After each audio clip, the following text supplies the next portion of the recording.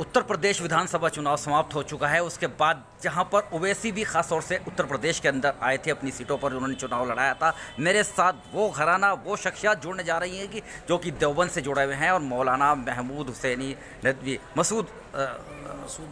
मौलाना मसूद मदनी साहब सीधा मेरे से जोड़ेंगे और जानते हैं, क्योंकि उन्होंने बेटे भी यहाँ से, जो देवबंद की ऐतिहासिक सीट थी, MIM के से चुनाव लड़ा था उन्होंने।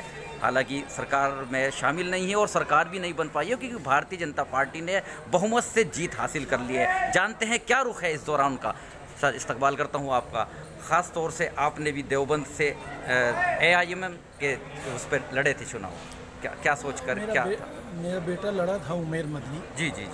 और हमारा मकसद यही था कि 70-72 साल से मुसलमान का, कभी कांग्रेस, कभी सपा, कभी बसपा, तो हमने मुसलमानों को ये बात कही और मुसलमान भी महसूस कर रहे थे कि ये ग़ुलामी की। हमने कहा भाई ये ग़ुलामी से निकलो बाहर। और ओवैसी साहब आए हैं, मेहनत कर रहे हैं, और वो ख़ुद भी कह रहे हैं कि आप हिस्सेदारी कायम करो सियासत में।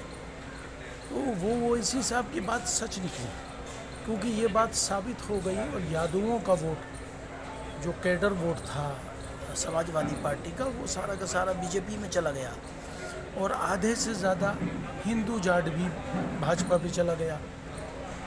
और उधर मुसलमान जो हैं, वो मैं समझता हूँ 95% से ज़्यादा साइकिल पे गए। तो मुसलमानों ने फिर भी अखिलेश का साथ दिया, और वो बात मुसलमानों की गलत साबित हो गई है। और ओवैसी साहब इस वक्त जीत गए हैं अपने बयान में। ठीक है, और मैं ये समझता हूँ कि इस मसले पे हम लोगों को हार नहीं माननी चाहिए, आगे मेहनत करनी चाहिए। अल्लाह ताला ज़रूर रिजल्ट देगा। आपके बेटे चुनाव लड़े तो किसको फ़ायदा हुआ सीधा देवबंद से? नहीं, हम इस बात पे इत्तेफाक नहीं रखते किसको फ़ायदा हुआ किसको नहीं हुआ। हम लोगों का मकसद था अपनी मुसलमानों की और दलितों की, आदिवासियों की, कमज़ोर तबक़ात के लोग जो हैं OBC, उनकी आवाज़ों को बुलंद करना। वो उसमें बुलंद हो रही है, क्योंकि देवबंद से 3500 से वोट ज़्यादा मिला है, और इसमें वोट में बढ़ोतरी होगी आगे। तो हमारा ये मकसद नहीं होना चाहिए कौन हारा कौन जीता, कोई ना कोई जीतेगा, कोई ना कोई हारेगा। कैसे देख रहे हैं आने वाले वक्त में AIMIM का, क्या यहाँ पर पोजीशन रहेगी? अगर अच्छा काम किया उन्होंने, ओवैसी साहब ने, और पार्टी मजबूती के साथ आती है और लड़ती है, तो मैं समझता हूँ अच्छा ही रिजल्ट होगा। अब भी बहुत से लोग निशाना साधते हैं, सीधा बताते हैं कि वोट काटने के लिए ही ओवैसी आए थे। नहीं, वोट काटने के लिए ओवैसी साहब को क्यों जिम्मेदार बनाते हैं? सब आदमी का हक है, कोई पार्टी बना के काम कर रहा है, उसका हक है वोट लेने का। इससे क्या मतलब? ये तो कांग्रेस और समाजवादी वाले ही तो कह रहे हैं इस बात को। भाई समाजवादी जब आई शुरू में, तो उसको भी वोट कटवा कहते थे। और समाजवादी पार्टी UP के अलावा बिहार में जाती है चुनाव लड़वाने, MP में जाती है, मध्य प्रदेश में, मुंबई में जाती है, तो वहाँ पर भी तो वो वोट कटवाई होती है ना। आप एक बहुत बड़े ख़ानदान से ताल्लुक़ रखते हैं, घराने से ताल्लुक़ रखते हैं, तो ऐसे में क्या मुस्लिम को आप मैसेज देना चाहेंगे, या पूरे देश को ही? मैं खाली मुस्लिम की बात नहीं कर रहा हूँ। BJP की सरकार बन गई है, ऐसे में क्या देखते हैं, कितनी कारगर साबित होगी? देखिए, RSS इस बात में कामयाब हो गई है 80 बनाम 20 में।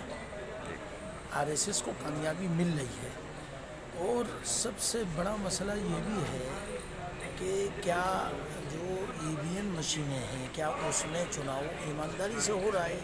ये भी देखने वाली बात है। सभी लोग आवाज़ उठा रहे हैं, और अब देखना है आगे क्या होता है।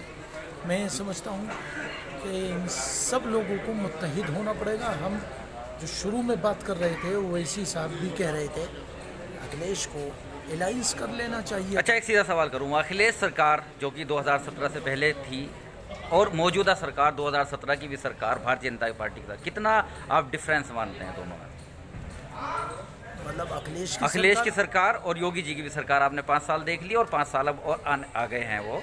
इससे पहले अखिलेश की सरकार थी, तो कितना आप कितना डिफरेंस मानते हैं दोनों में? देखिए, इसमें अखिलेश से बहुत सारी गलतियाँ हुई। 2013 के दंगे हुए, और भी बहुत सारे मामला, CO ज़ियाउल हक का कत्ल हुआ, और दादरी कांड हुआ, तो अखिलेश ने जो काम किया है बढ़ावा देने का आरएसएस को, इसका खमियाजा अखिलेश भुगत रहे हैं। अभी ये 10 साल पूरे हो जाएंगे, तो शुरू में ही अखिलेश को ये समझ लेना चाहिए था, मैं ओबीसी से आता हूँ, मैं पंडित और वो नहीं हूँ ठाकुर। तो अखिलेश ने से बेवकूफ़ी हुई, और मैं समझता हूँ कि अगर आगे अकल आ जाए और सब लोग मुत्तहिद हो जाएं तो ये अच्छा रहेगा। 2024 में क्या इसकी कोशिश होनी चाहिए। तो अभी आपने सुना, अभी आपने देखा, ये थे मौलाना मसूद हुसैन मदनी साहब, जिन्होंने साफ किया है कि यदि एक बार फिर से महागठबंधन बनता है 2024 की, फिर से भी वो तैयारी करेंगे तो बेहतर रिजल्ट आएंगे। बहरहाल उन्होंने कहा कि अखिलेश के सामने उनकी जो गलतियां थी उसका खमियाजा उन्हें भुगतना पड़ा है, और भारतीय जनता पार्टी और अखिलेश की सरकार में उनको कोई ख़ास अलग से बदलाव नज़र नहीं आता है। बने रहिएगा मेरे साथ। आरिफ शेष वैली, चीफ एडिटर बार और bench, news in today Lucknow, Muzaffarnagar.